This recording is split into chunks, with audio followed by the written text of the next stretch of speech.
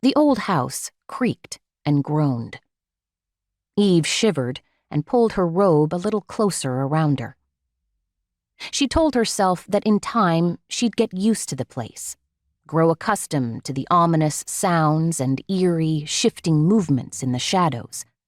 But she had lived in the home she had inherited from her uncle for more than 2 months, and the unsettling disturbances had only grown worse. She tried to tell herself it was just her imagination, the wind playing tricks on her, the movement of the wood inside the walls of the 100-year-old home. But the ghostly moans, whispers, and cruel laughter, the sound of running footsteps in the hallway, were impossible to ignore. At those times, the darkness came alive, the air in the room seemed to thicken and pulse, and it took all her will just to make herself breathe. Eve shivered as the howl of the wind outside increased, rattling the shutters on the paned glass windows. But no wind she had ever heard sounded like angry words being whispered in the darkness.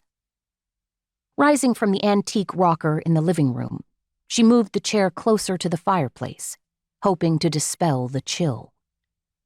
The smokeless coal she was required to burn wasn't the same as a roaring blaze, but the glowing embers somehow made her feel better. A noise in the hall caught her attention, and she went still. It was the whispering she had heard before, like men speaking in low tones somewhere just out of sight. Time and again, she had gone to see who was there, but the hall was always empty. Goosebumps crept over her skin. Today she had finally done something about it. Setting aside her closed-mindedness, she had gone on the internet and Googled information on ghosts, haunted houses, anything she could think of that might give her some answers. It didn't take long to realize she wasn't the only person who had trouble with spirits or ghosts or whatever they turned out to be. Not everyone believed in ghosts, but there were people out there who were convinced they were real.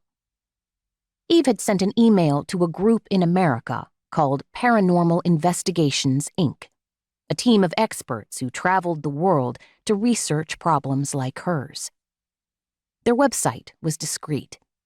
No photos of the people who worked there, no names, just a picture of the office in a red brick building near the waterfront in Seattle. At the bottom, the page simply read, "If you need help, we are here for you."